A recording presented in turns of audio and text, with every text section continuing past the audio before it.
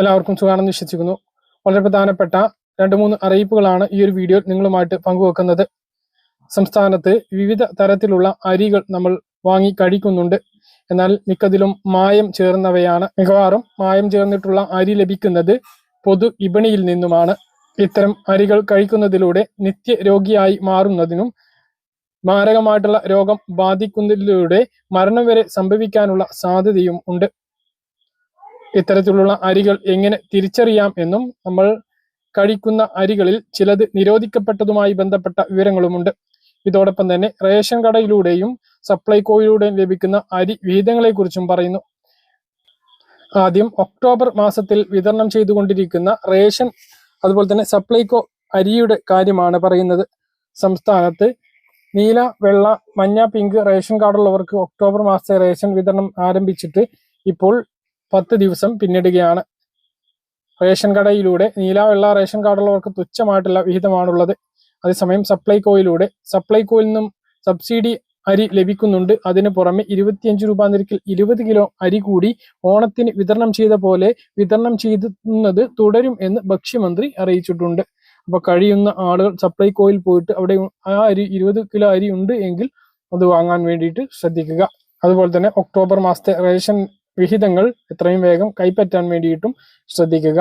സൗജന്യ അരി ലഭിക്കണം എങ്കിൽ BPL റേഷൻ കാർഡിൽ ഉൾപ്പെടുന്നതിന് വേണ്ടി 20-ാം തീയതി വരെ ഓൺലൈനായി അപേക്ഷ സമർപ്പിക്കാവുന്നതാണ്. 1 ലക്ഷത്തോളം ആളുകൾക്ക് പുതിയതായിട്ട് BPL റേഷൻ കാർഡ് വിതരണം ചെയ്യാനാണ് സർക്കാർ പദ്ധതി ഇട്ടിരിക്കുന്നത്. അതുകൊണ്ട് തന്നെ അപേക്ഷിക്കുന്നവർക്കെല്ലാം ഇത് കിട്ടാനുള്ള സാധ്യതയുണ്ട്.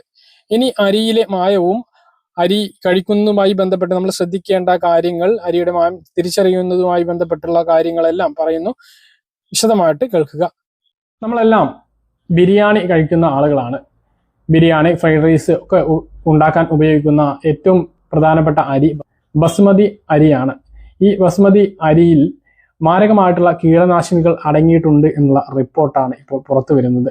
ടൊബാക്കോ കമ്പനി അവരുടെ ഒരു ബ്രാൻഡ് കഴിഞ്ഞ മാസം തിരിച്ചു വിളിച്ചതുമായി ബന്ധപ്പെട്ട റിപ്പോർട്ടുകൾ പുറത്തു വന്നപ്പോഴാണ് മാരകമായിട്ടുള്ള കീടനാശിനികളാണ് ഇതിൽ ഉപയോഗിക്കുന്നത് എന്ന് കണ്ടെത്തിയിട്ടുള്ളത്.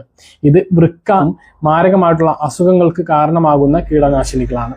അതോടൊപ്പം തന്നെ നമ്മൾ കഴിക്കുന്ന സാധാരണ ചോറുണ്ടാക്കി കഴിക്കുന്ന വിവിധ ഇനം കമ്പനി അരികൾ അത് വ്യാജമായിട്ട് നിർമ്മിച്ച അങ്ങനെ ഒരു കമ്പനി തന്നെ ഉണ്ടാകില്ല. കാരണം തമിഴ്നാട്ടിൽ നിന്ന് റേഷൻ അരിയായി വിതരണം ചെയ്യുന്ന അരി കാലിത്തീറ്റ അരി എന്ന വ്യാജ പേരില്, ഒരു ഇരട്ട പേരില് നമ്മുടെ സംസ്ഥാനത്തേക്ക് കടത്തുകയും ഇവിടെ നിന്ന് പോളിഷ് ചെയ്ത് നല്ല പാക്കിലാക്കിയിട്ട് നമ്മൾ വാങ്ങി കഴിക്കുന്ന 45 മുതൽ 60 രൂപ വരെ വില കൊടുത്ത് വാങ്ങുന്ന അരിയുമാണ്. ഇങ്ങനെ പോളിഷ് ചെയ്യാനും മാരകമായിട്ടുള്ള രാസവസ്തുക്കൾ ഉപയോഗിക്കുന്നുണ്ട് എന്നാണ് വിവരം. അപ്പൊ അതൊക്കെ കഴിക്കുകയാണെങ്കിൽ വലിയ ഗുരുതരമായിട്ടുള്ള പ്രശ്നങ്ങളാണ് ഉണ്ടാവുക. അപ്പൊ 2 റിപ്പോർട്ടുകളാണ് ഇത് സംബന്ധിച്ചുള്ളത്. അതാണ് വീഡിയോയിൽ നിങ്ങളുമായി പങ്കുവെക്കുന്നത്. ഇന്ത്യ ഗേറ്റ് ബസ്മതി അരിയുടെ നിർമ്മാതാക്കളായ KRBL തങ്ങളുടെ 1 കിലോഗ്രാം അരി പാക്കറ്റുകൾ വിപണിയിൽ നിന്നും തിരിച്ചു വിളിച്ചു. India gate great pure basmati rice feast Rozana super value packet അരിയാണ് തിരിച്ചു വിളിച്ചത്. ഇതിൽ അനുവദനീയമായതിലും കൂടുതൽ കീടനാശിനിയുടെ അളവ് കണ്ടെത്തിയതിനെ തുടർന്നാണ് നടപടി. KRBL തിരിച്ചു വിളിച്ച പാക്കറ്റുകളിൽ 2 തരം കീടനാശിനികളാണ് അടങ്ങിയിട്ടുള്ളത്. തയാമെയ്ത്തോക്സം, ഐസോപ്രൂട്ടുറോൺ എന്നിവയാണവ. ഇത് കഴിച്ചാൽ വൃക്കകളുടെയും കരളിന്റെയും ആരോഗ്യത്തെ സാരമായി തന്നെ ബാധിക്കും. ബസുമതി അരിയുടെ ലോകത്തിലെ തന്നെ ഏറ്റവും വലിയ കയറ്റുമതിക്കാരിൽ ഒരാളും ഇന്ത്യയിലെ ഒരു പ്രധാന വിതരണക്കാരുമാണ് KRBL. 2 പതിറ്റാണ്ടിലേറെയായി KRBL ലിമിറ്റഡ് ഈ വ്യവസായത്തിൽ കാലുറപ്പിച്ചിട്ടുണ്ട്. തിരിച്ചു വിളിച്ച ഉൽപ്പന്നങ്ങൾ മൊത്തം ഒന്നിച്ച് പാക്ക് ചെയ്തവയായിരുന്നു. ഒറ്റ ബാച്ചാണ്. എല്ലാം മുന്നറിയിപ്പ് ലഭിച്ചപ്പോൾ തന്നെ തങ്ങളുടെ ബാച്ചിനെ തിരിച്ചറിയുകയും ഉടൻ തന്നെ അവ വിപണിയിൽ നിന്നും തിരിച്ചു വിളിക്കാൻ തീരുമാനിച്ചതായും KRBL വ്യക്തമാക്കിയിരുന്നു. അരി ഒരു കർഷക ഉൽപ്പന്നമായതിനാൽ കീടനാശിനി കാർഷിക തലത്തിലാണ് എന്നും KRBL പറഞ്ഞു. പാക്കിംഗ് സമയത്തും സംസ്കരണ സമയത്തും കീടനാശിനികളോ രാസവസ്തുക്കളോ തങ്ങൾ ഉപയോഗിക്കുന്നില്ല എന്നും കമ്പനി ഉപഭോക്താക്കൾക്ക് ഉറപ്പ് നൽകിയിട്ടുണ്ട്. 1.1 കിലോഗ്രാം വരുന്ന പാക്കറ്റുകൾ 2024 ജനുവരിയിൽ പാക്ക് ചെയ്തവയാണ്. അടുത്ത വർഷം അതായത് 2025 ഡിസംബർ വരെയാണ് ഇതിന്റെ എക്സ്പയറി ഡേറ്റ് ഉള്ളത്. സംഭവത്തെ തുടർന്ന് കമ്പനിയുടെ സ്റ്റോക്ക് 1.74% ഇടിഞ്ഞിരുന്നു. വളരെ പ്രധാനപ്പെട്ട ഒരു കാര്യമാണ്. കമ്പനിക്ക് ഉത്തരവാദിത്തം ഇല്ല, അവർ പിൻവലിച്ചു എന്നൊക്കെ പറഞ്ഞാലും വിപണിയിൽ നിരവധി ബസുമതി റൈസുകളുണ്ട്. വൃക്കയ്ക്കും കരളിനും സാരമായിട്ട് തന്നെ ഗുരുതരമായിട്ടുള്ള രോഗങ്ങൾക്ക് കാരണമാകുന്ന കീടനാശിനികളാണ് ഇവയിൽ ഉപയോഗിക്കുന്നത് എന്നുള്ളതാണ് ഇതിൽ നിന്നും വ്യക്തമാകുന്നത്.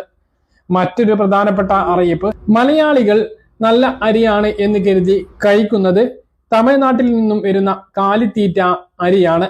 കാലിത്തീറ്റ എന്ന് പറയുന്നത് ഈ അരിയുടെ ഒരു രഹസ്യ സ്വഭാവമുള്ള പേരാണ്. തമിഴ്നാട്ടിൽ റേഷനരിയായി വിവിധ ജില്ലകളിൽ വിതരണം ചെയ്യുന്ന അരി ബ്ലാക്കിന് കേരളത്തിൽ എത്തിച്ച് പോളിഷ് ചെയ്ത് നല്ല ഇനം അരിയാക്കി വിൽക്കുന്നതാണിത്.